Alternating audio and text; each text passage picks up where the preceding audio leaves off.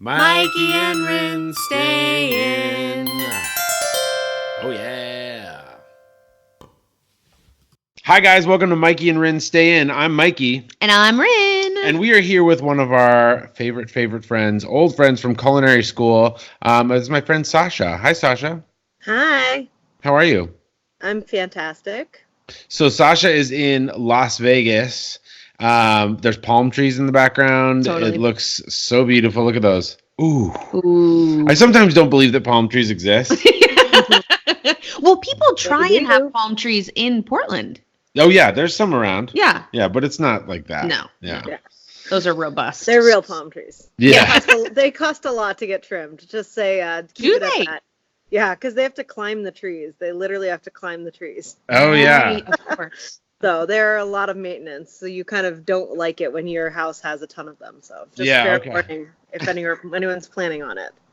I heard this like podcast where they were talking about how there was these guys in Los Angeles that would go around and steal palm trees. They would, like, yeah, they'd like put them on the back of a huge truck because you could fetch like a ton of money for like really established ones. Wow. That's gonna be my Seems like quite an operation. yeah. So like, because they're really tall and cumbersome, and Yeah. I can't really imagine stealing them. But anyway. Who knows? Sasha, why don't you tell us a little bit about yourself? Okay, so Mikey and I met in culinary school. We went to Napa Valley to the CIA. I've always been a family. My family's always been a hospitality-based family, even though I grew up in an outdoor store, but we had a bed and breakfast. My grandmother had a bed and breakfast, so I've been in the industry in some way or another since I was 10. And now I am an AGM, an assistant general manager of a restaurant on the Strip in Las Vegas, and my husband's a chef, and we live here with our 2 dogs, and I am currently 26 weeks pregnant. Awesome. Yay! Congratulations! So we're due January 10th, so Oh, cool. starting to finally show, and the belly's getting bigger by the day. Yeah, New Year's baby. Yeah. That's Yeah, awesome. 2020, baby. That's awesome. Yeah. It's a little worrisome. You never know. She could come early, and she could be a Christmas baby. So we'll see. Yeah. It could be Jesus. It's a very real fact, but I think her name would be like Jesusa. Yeah, Jesus. Yes, Or I like Mary. I don't know. Mm. Choose Magdalene if you want. I don't know. Yeah. That's awesome. And how long did you guys try for a while, or was it like tell me about your story about how you guys met and when you decided to have kids? So we've actually been together almost 10 years now, 9.5 years. And we were not on that path for a little while. We didn't get married till about over 3 years ago, 3.5 years ago. And then we started trying. And at that point, I was like not quite considered what they call geriatric or old, but I was about to be. So the first year we tried, and after 7 months, we had our first miscarriage. So that's, when I heard your story, I immediately connected with you guys. And it wasn't as far along as you guys, but it was called a chemical miscarriage. So she basically the embryo was flushed before she had a chance to attach. But it was still tough. It's still your whole body. It really messed up my body. And it does. Your body takes a while to recover from it all. How so? What did you feel physically? Was it more like physical stuff that you felt, emotional stuff that you felt? Well, a little of both. It was really hard because it was right before our trip to Mexico for the year. And so when I got there, I basically had just taken a pregnancy test. We thought we were pregnant, but all of a sudden I started having bleeding and spotting, and it was pretty heavy. And I was in Mexico, where you know how it is. Like, this just healthcare is very different there. They treat things very differently. Like, there's no one I can really go to at that point down there. Yeah. So I had to wait till we went back. So I spent the whole time thinking maybe I was pregnant, maybe not. I didn't drink. I followed it like I was, but we got home and they said we basically weren't. So it was a bit emotional because that whole like, are we, aren't we, for like, it was a good 3 to 4 weeks before we could really get checked out. And that was rough. So emotionally, but physically, it was just like, it wasn't as bad physically because it was just, like I said, a lot of spotting, but it wasn't super bad. But it was still just like disheartening, after everything you've been through trying. So after that, you're waiting for everything to kind of get back to normal, and it just wasn't. And so at my regular OBGYN appointment, I talked to my my OBGYN, and I told her about everything, and she said, keep trying. And she, at that point, she encouraged us to get like one of the OPK, ovulation predictor kits, and start using that just on a regular basis. So we were doing that, and after 6 months of that with no success, she said, at that point you should be, if you're doing it that way. So and then I was officially old. Yeah. Right. Welcome to geriatric pregnancy. Exactly. So then I was officially old. So we started doing tests with the OBGYN. And then after, basically everything's based on cycles. You'll figure that out, that you're always kind of waiting. Like you can't do certain tests until certain times of the month. So everything based on cycles, and you wait and wait. And after like 2 or 3 months of that, basically the results are from the OBGYN, everything seems normal for us. So you've got to go to the next step. So that's when we went to the fertility clinic. Okay. So we've never, and I have a feeling that you guys are the same way. I've never felt I would be the person to do IVF or to go to any of these measures. It's just like you assume when you're ready, it's gonna be fine and everything's gonna work. Yeah. I figured like the second that we decided, because I mean we have never basically used protection our like whole marriage, but we were pulling out and doing those things or whatever. Not pull-out method works. It turns out. Actually, yeah. But I was just like convinced that like the second that we decide it's going to be like first time we have sex, like babies. Right. Yeah, and so and we tried for what was it, 8 months or something, and then had a year. Almost. It was about and then a year, and then she got pregnant, and then had the miscarriage, and then now it's been another almost 6 months. And it's just like, of course, just like you're saying, I was always like, oh, it's like, we're going to have to keep us from not having 10 babies. Right. Well, and the interesting thing too, is that we spend so much of our adult lives, especially I think as women, really thinking about how am I not going to get pregnant? Yeah. And there's a lot of education around that, whether you just learn on your own or you have someone who's teaching you. And then there's not a whole lot of education around, okay, now I really want to get pregnant. And I don't know if you experience this, but do you feel like has your relationship to your body changed at all? Absolutely. You get way more in tune with it. You understand things like, and it's crazy to think that it was like I was 36 years old when I started to understand like, oh, there's certain times of the month where my boobs hurt. Yeah. Like you always thought, hey, my boobs hurt today, but you never would think about like where that correlated to. And now it's like everything just kind of like changes and you're different. So I think that you absolutely get to know your body a lot better when you're going through this. And the people who get pregnant right away, they never do. They just kind of like it happens. So right. I think for me, I've had a big process of trying to really understand everything and get to know everything. And I'm not one of those people, like you'll find in your journey that there are people who get like obsessed with it. And not that it's a good or a bad thing, but they will go on every chat board and their life is devoted for it. And they know all these abbreviations and they know this and that and what was this level at this day. And I'm not one of those people. I really believe in kind of the process and I trust the doctors. And I'll tell you more about my journey in a minute, but I just really am not one of those people who I'm not going to be able to tell you as much about that side of things. Yeah. That's cool. Great. Well, we want to hear about your journey anyway. We don't really give a shit about the numbers. Yeah. It's crazy when you start meeting those people. You're like, I don't know what that was. It just happened to us though. So our first kind of meeting with the fertility specialist, I thought there was like, if you had asked me at that point what the chances are of me doing IVF were, I would have said like 0%, maybe 2%. We went in and we talked about us. Both of us had results that were normal on the edge of abnormal. So they technically were normal for different things. Mine was that basically, and this is where it gets super technical, but every month you have eggs that are kind of like getting mature and getting to the top of your ovaries. And then, at the day, one shoots out. But they actually measure how many are getting mature and how many are getting ready. And mine was on the normal side to the low side, which is like a very small thing, but they're like, it could be that. And then my husband's, it wasn't the sperm count, it was their, they looked abnormal. So there's another measurement that some of them look abnormal. Yes. Morphology. Same with Yes. guy. That's what I have. So Yeah. his was still normal, but it was on the edge of abnormal. Okay. And it's crazy how few of your guys' sperms are normal. I'm like, when I it's told me wild. the number, Yeah. only 10% are normal, and that's normal. And I'm like, what? What is going on with the rest of those guys? Right. It's a low bar for men. What do they look like? Yeah. Well, I know. I was having all of these dreams that mine were like square-headed and just like swimming in a circle, like you know, blockheads. Yeah.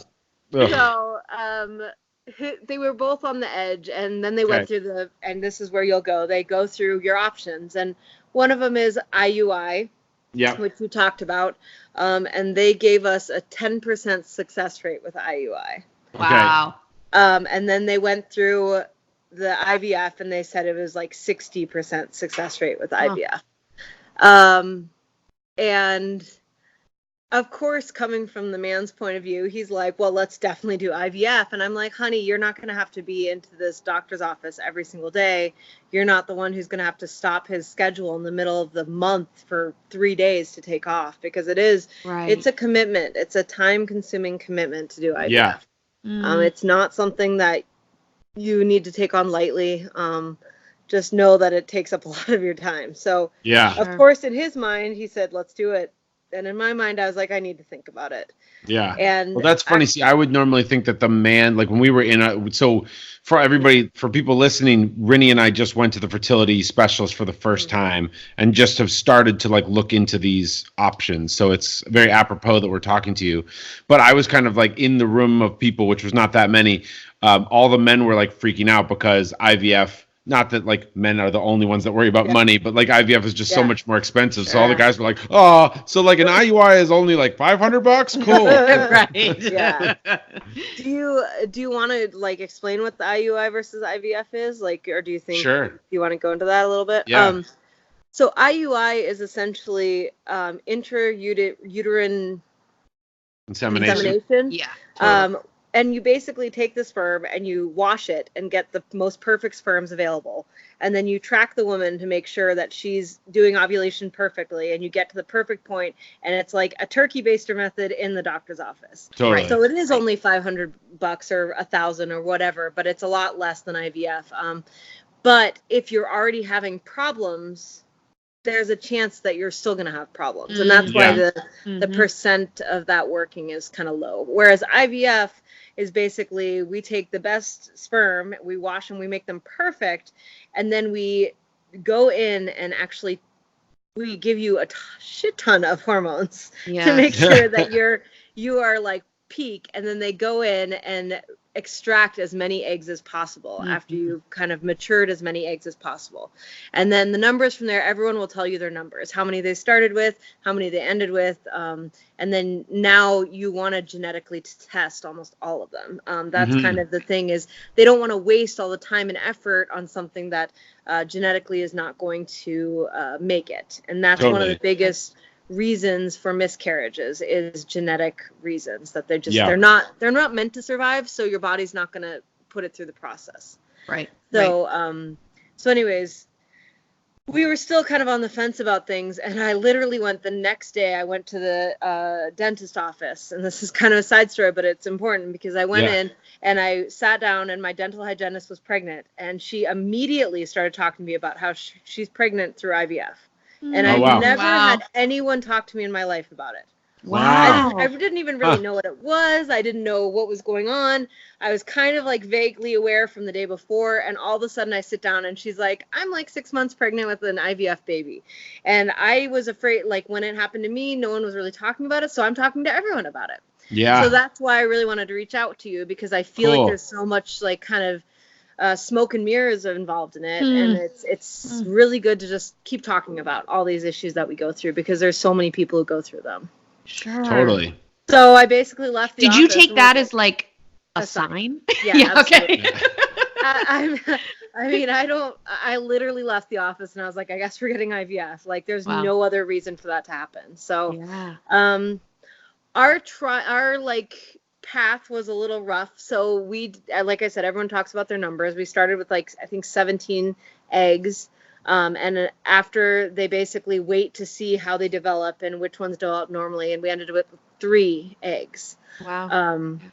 That were genetically tested normal. So the numbers dwindle down. Like the next day you find out that, 3 of them died through the night. So you're at 14. And then, then 4 days later they tell you 5 survived. And you're like, oh, only 5. And then they genetically test them. And then you end up with, whatever your number is. So I had 3. And we decided to find out. And there was a male and 2 females. So we waited, it was like 2 months, and then we wanted to go through the procedure of the implantation, and we chose the male first. And the whole thing is they give you more hormones and they lead you up to where your uterus is ready to go again. And it's like raring, and they basically check the uterus lining to make sure it's thick enough and plump enough and ready to kind of receive it. And so the first month we tried, and it was immediately perfect, and we went in, and I got the male embryo, or blastocyst. They call it a blastocyst at that time because it's even smaller than an embryo, and got him implanted, and they test you like 10 days later, and we were not pregnant.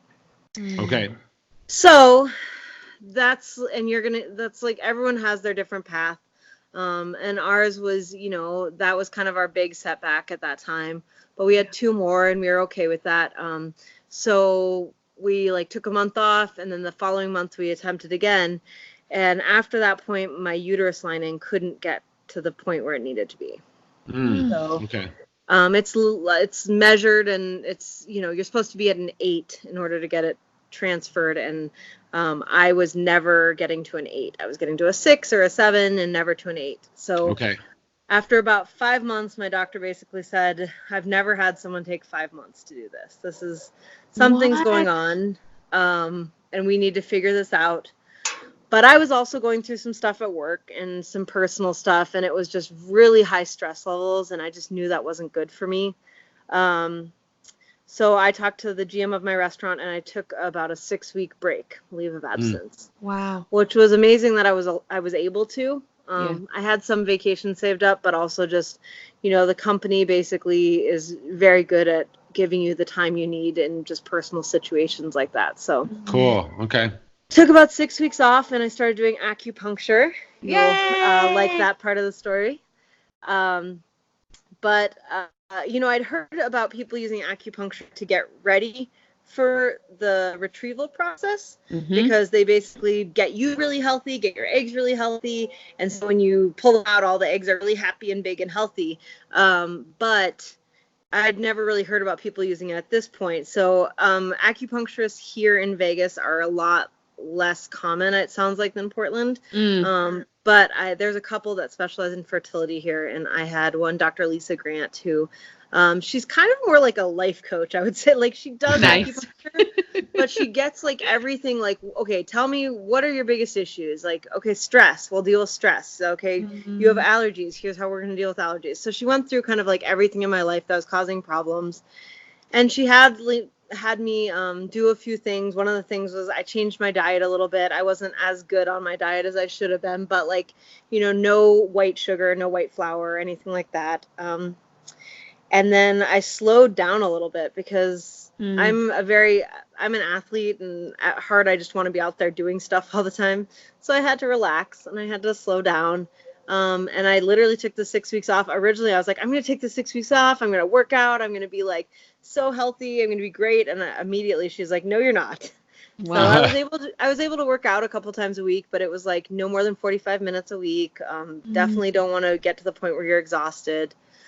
So between that, and then there was obviously acupuncture, and then a few other kind of methods that she worked on. So I took the 6 weeks off. I also started getting, and this is where like I just tried to throw everything at it. I was like, we're going to make this work. Sure. So I did Mayan fertility massage, which is something actually my parents live in Mexico, and they had told me about it through Mexico. Cool. And when I'd been down there, one of their house cleaners practices it a little bit. And so she did a massage on me as well. And I found someone here in Vegas who does this mind fertility massage, and it's really like a stomach massage, and it's very odd. Yes. You know of it. Well, I did one. Oh, you did? did one? Yeah, Mayan one? after the miscarriage, I did a steam, like a pelvic steam, and then a abdominal massage, and it was Amazing. It's very interesting. It is really interesting and pretty intense. Yeah. They definitely, like, the masseuse was at the end. She's like, see how soft everything is? I was like, I don't know. Now I have to pee. So you get like a lot of stuff out of you. But I started doing those. And like I said, I changed up my diet a bit. I went back to work, but I was just working on my stress levels being down, basically.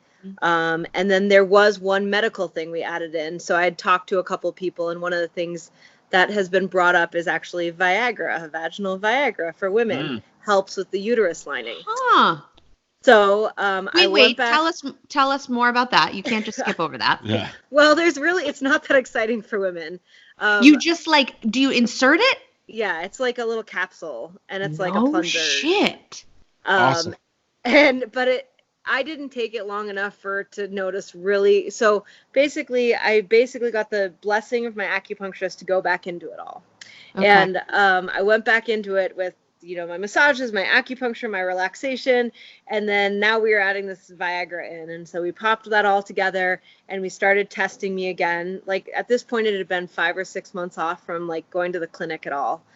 So we go back and we go in, we start testing, and right away, we get to I think it's like day 10 when you need to be at that level. And I was at an 8 already where I needed to be. Yes. So whether it was the acupuncture, the time off, the massages, the Viagra, we don't really know.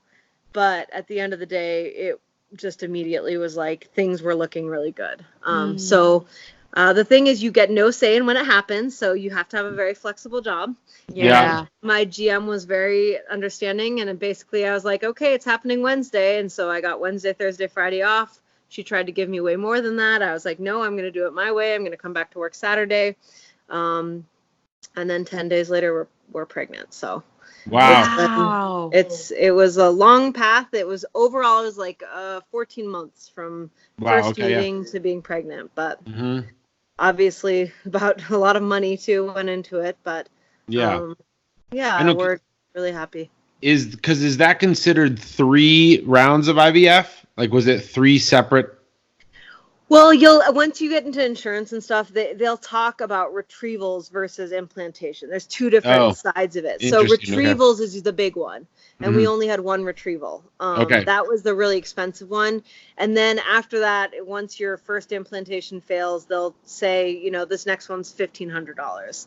So it's not the $20,000+ every time you go to implant it, but the getting everything out is the expensive part. Okay.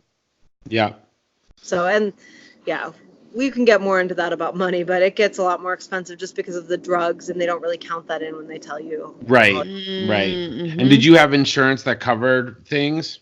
It says, they say they cover a portion of it. Yeah. But, it's hard to tell how much they actually covered. So even totally. I would say with insurance, it was about $25,000. Yeah. But, we have good insurance, but I don't, ours doesn't cover IVF. And we've heard about kind of like these supplemental insurance plans that you can get that cover. So I don't know. It's all so new to us that we're interested.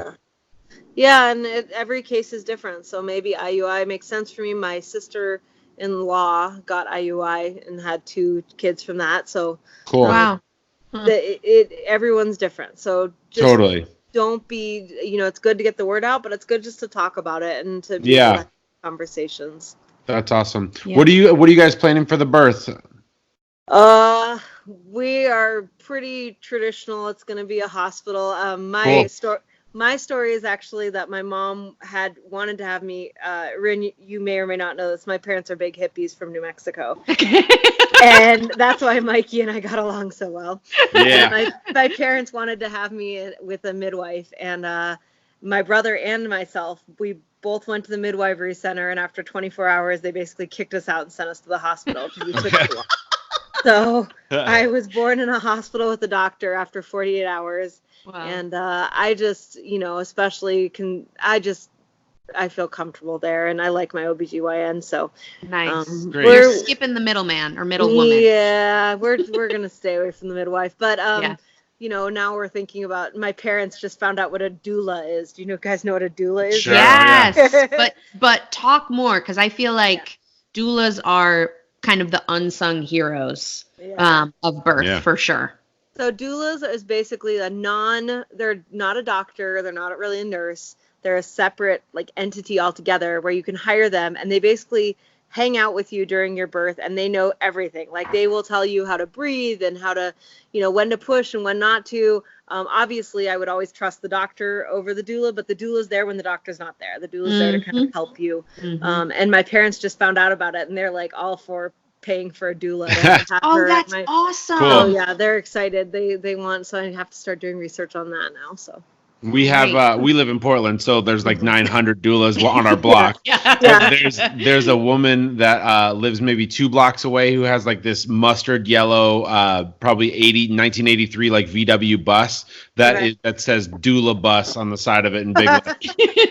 We can shout them out. That is Bridgetown Baby. Yeah. So if you live in Portland and you're looking for birth doulas, nope, I'm sorry, they're postpartum doulas.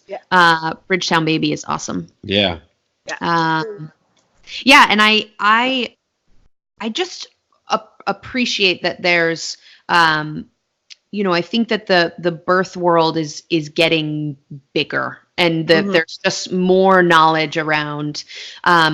It does kind of take a village. Sometimes it takes a village to get pregnant, and sometimes it takes a village to have a baby.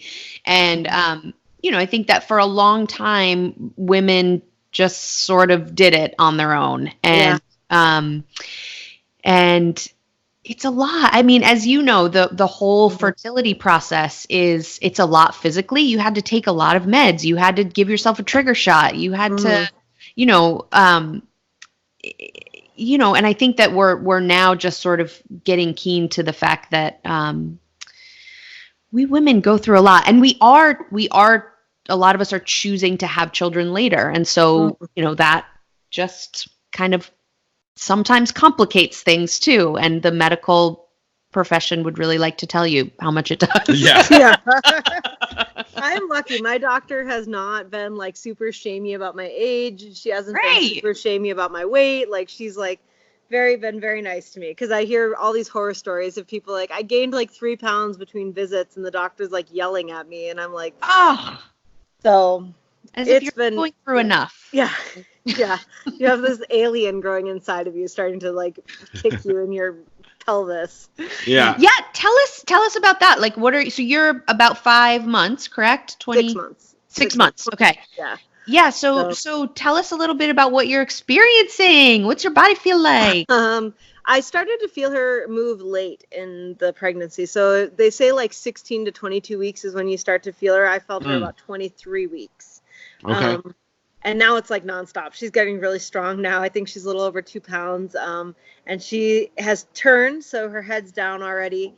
And so I get a lot of the head butts into the like the cervix, and then like kicks up into the ribs, which is really fun. All right.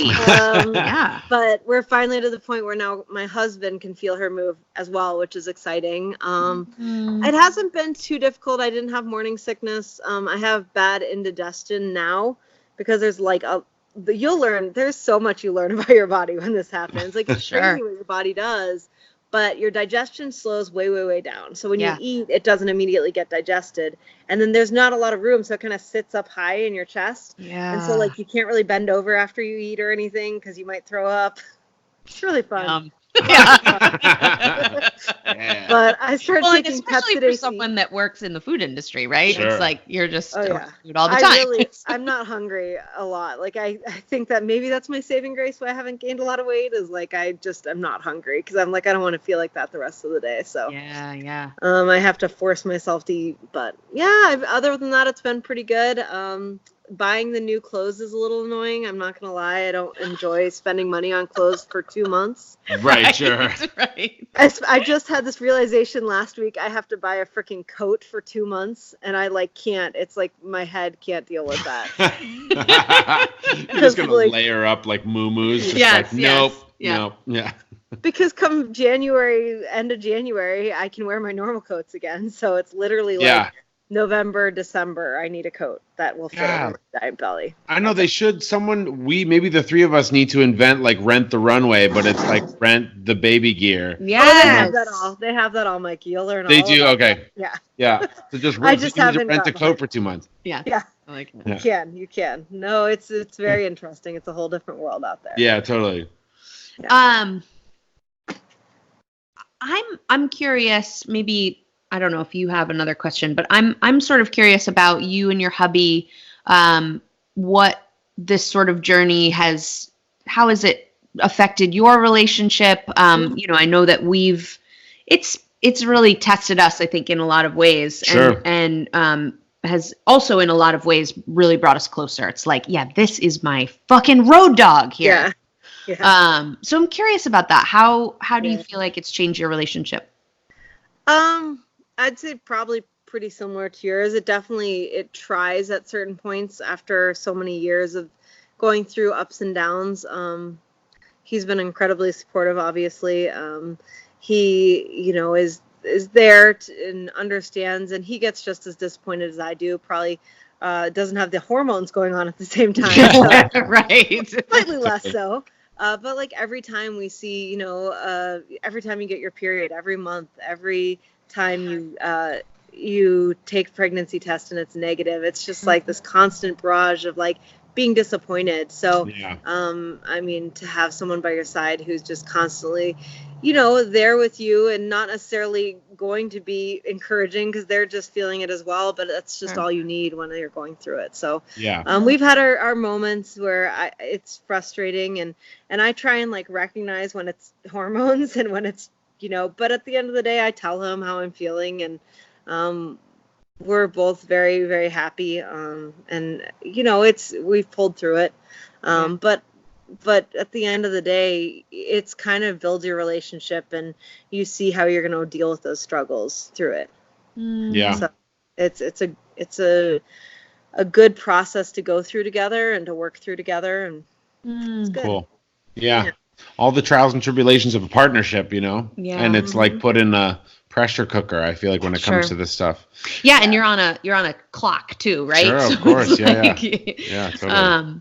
Yeah. One last little thing. Do you, well, I guess two last little things. Yeah.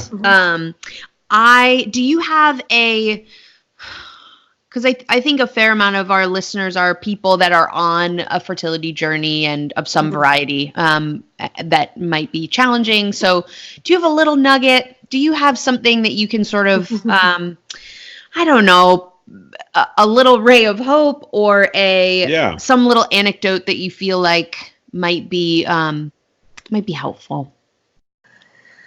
My only thing I would say is that I get really disheartened when I hear people always comparing themselves to each other. And through this whole thing is everyone has their own journey, and that's what I keep trying to, you know, remind myself and to when people tell me, well, so and so went through this, and it's just everyone's going to be different.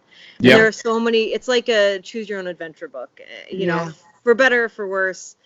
Everyone's going to turn to a different page, and a lot of it you're going to have to kind of figure out how to deal with. So it's really good to have a good support system, but just don't compare yourself to other people, and just know that it's going to work out how it's going to work out. And God, that's so good too, Sasha, because I feel like just like being pregnant, being a mom, it's, you know, you've got like Instagram shoved up your asshole every day. Yeah. It's like, wait a minute, they're doing it better than I am, aren't they? And then in the pregnancy world, in the miscarriage world, all those things, like the amount of story toppers or like story bottomers, like, oh, you think your miscarriage was bad? Well, this is what I went through, and it's just what a weird thing to be competitive about. It's like, nope, that's your story. This is our story. So at the end of the day, everyone's going through something, and just be passionate to that and understand. And I really think people need to talk about it more and just be more aware of what's going on, because everyone, the amount of people who've come out to me when I talk about it, and you know, the people who talk about it online, and then I feel comfortable talking about it, it's all good. It's all good. I love that. Amen to that. Preach. Okay, so at the end of each interview, we like to do a fun little 5 questions segment. And so we're going to ask you 5 questions. You can give us the short, fun answer of your choice. Okay. Are you ready? I think I am. You're so ready. Okay, first one, kind of a softball, but tell us your last positive experience with a doctor. Oh yeah, good Sometimes our interviews end up going kind of down like a negative path, so we like to tell us the best thing that's happened with you with a health practitioner lately.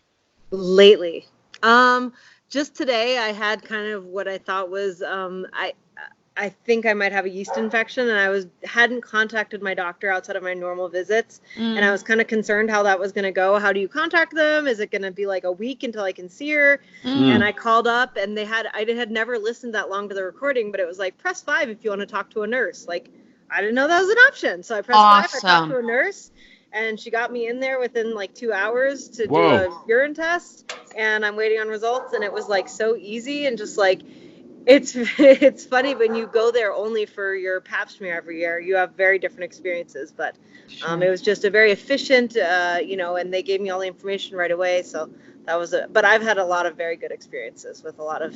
Yeah, it sounds like it. Got efficiency in the healthcare system. It's something you don't hear a lot about. Not frequent. Yeah. No.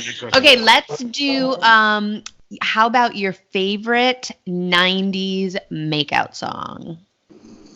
I'll Make Love to You. Boys to Men. Yeah. Solid. Very romantic. I like that. Yeah. Yes. That's a slow kissing song. Yes, it is. Lots of tongue. With a lot of synth trumpeting happening, or saxophoning happening. Yes. Mm-hmm. Very nice. I like it. Favorite swear word? Sasha and I used to love to drink and swear together in culinary. I'm like a sailor still. It's something I have to protect myself from sometimes. Probably a good cocksucker is just a very good descriptive one. Yes. That's the first one we've gotten of cocksucker. I love it. I think everybody else has been a fuck. Yeah, but cocksucker is good. Really, it like delivers something solid. And you can say cocksucker through like gritted teeth, and it really feels like. Yeah. Okay. Wow, good one.